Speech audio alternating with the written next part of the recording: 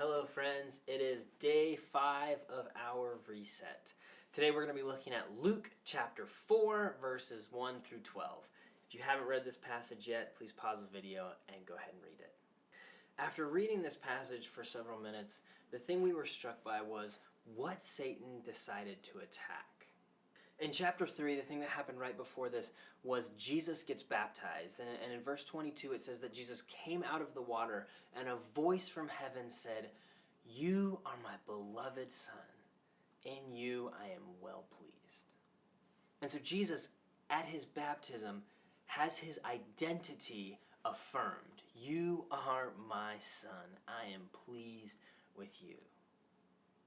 And then the thing that Satan says to him is, hey, if you're really the Son of God, he attacks the thing that really matters, Jesus' identity.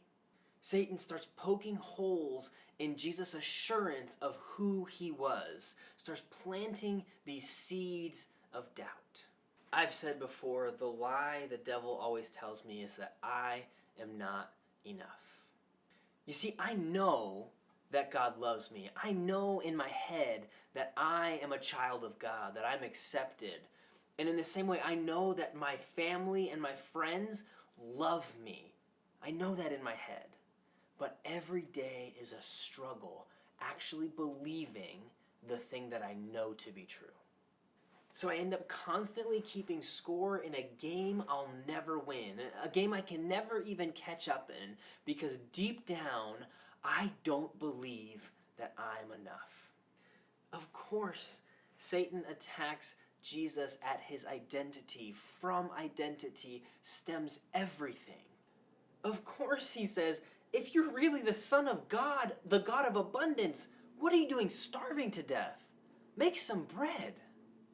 Of course he takes him to the temple where Jesus was found as a boy saying, didn't you know I'd be in my Father's house? Of course he takes him there and says, hey, if you're really the Son of God, and this is really God's house, God will protect you, won't he? If he's really your Father. Jesus' answer to these temptations comes from Deuteronomy.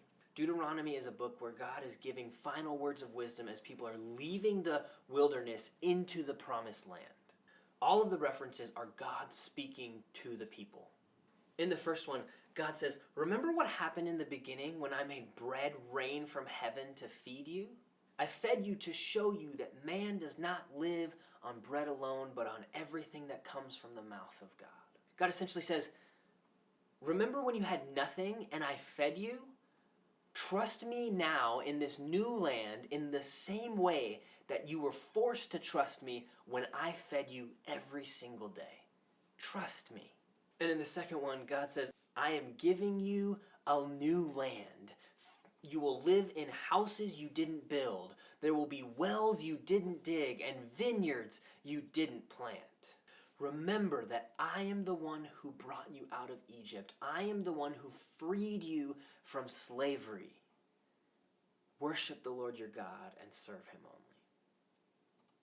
Essentially, God is saying, hey, don't go chasing after other gods who just want to take and take and take. Stay with me who only wants to give you life. Trust me. And the third one references a time when the people are coming out of Egypt and they're in the wilderness and they are thirsty. And they start complaining to Moses and they're about to stone him. And God says, go hit a rock, and water comes out of the rock. And they called this place Massa, which means testing, because at this place they complained, is God even here with us? And so again, it is referencing a time when God is saying, please trust me. You didn't trust me at Massa. Please trust me now. So when Satan is attacking my identity, questioning whether I'm actually enough, he's making me question if I can trust who God says that I am. And the response of Jesus is, get away from me with your empty lies. I am a child of God. And so can we know that when God looks at you, God says, you are my beloved child, and I am so pleased with you. And that is where the fruit comes from that we talked about on Friday. From this trust and this belief that in every moment God looks at you and says, you are my beloved child, and I'm so pleased with you. Tomorrow we're going to talk a little bit about what that means and give a ritual that might help us remind ourselves of who we are. Until then, may God bless you and keep you. May the face of Jesus shine upon you and be gracious to you. May the fullness of the Spirit dwell within you and give you peace.